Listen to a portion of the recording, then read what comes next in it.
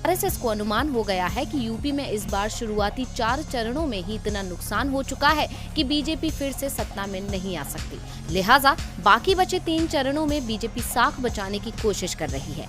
Voting में हुए नुकसान की भरपाई के लिए पूर्व केंद्रीय मंत्री उमा भारती की मदद संघ ने मांगी है कि वो बीजेपी के पक्ष में लोगों को एकजुट करे।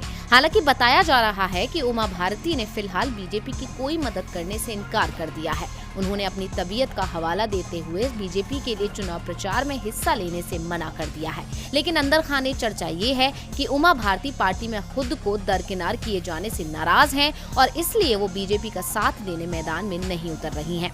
आपको बता दें कि मध्य प्रदेश की पूर्व मुख्यमंत्री और केंद्रीय मंत्री रह चुकी उमा भारती बीजेपी के राम मंदिर अभियान का प्रमुख चेहरा रही हैं। अटल आडवाणी के दौर की बीजेपी में उनकी काफी पूछ परख होती थी, लेकिन अब उस दौर के बहुत से नेता बीजेपी में साइडलाइन कर दिए गए हैं। कई वरिष्ठ नेताओं को उम्र का हवाला देकर घर बिठा दिया गया है और पार्टी के पोस्टरों से उनके चेहरे हट गए हैं। उमा भारती भी उन्हीं नेताओं में से एक हैं। लेकिन अब जबकि यूपी में बीजेपी के पैरों से जमीन खिसक रही है, तो उसे फिर से एक जमाने की फायर ब्रांड नेता उमा भारती की याद आई है।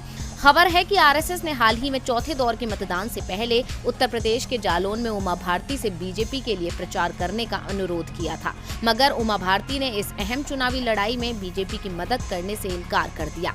भाजपा उमा भारती की मदद इसलिए भी लेना चाहती है क्योंकि वो जिस लोध जाति से आती हैं, उस समाज के लोग बीजेपी से इस वक्त बेहद नाराज हैं। उत्तर प्रदेश में करीब 7% लोध आबादी है।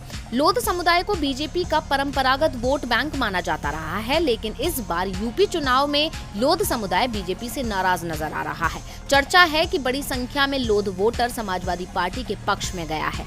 इसके साथ ही बुंदेलखंड के कट्टर हिंदुत्ववादी भी इससे खफा हैं। इन बदलते हालात को देखते हुए आरएसएस ने बीजेपी की मदद की कमान संभाली है। इसके लिए पुराने हिंदुत्ववादी चेहरों के साथ साथ पूर्वांचल में बीजेपी को मजबूत करने के लिए संघ के कार्यकर्ताओं को मतदाताओं से संपर्क के आदेश दिए गए हैं। कहा जाता है कि संघ की तरफ से प्रधानमंत्री मोदी को उत्तर प्रदेश में और अधिक चुनावी सभाएं करने की सलाह दी गई है। पीएम मोदी 2 मार्च से 3 दिन के वाराणसी दौरे पर हैं और ये संघ की रणनीति का हिस्सा माना जा रहा है। वाराणसी से मोदी के 3 दिन के दौरे के बीच ही यूपी में छठे और 7वें चरण का मतदान होगा। इससे बीजेपी को पूर्वांचल में अपनी स्थिति मजबूत करने का मौका मिल सकता है। तो अब देखना ये है कि संघ की रणनीति से बीजेपी को फायदा होता है या उससे कहीं अधिक नुकसान पुराने दिग्गजों की नाराजगी से होता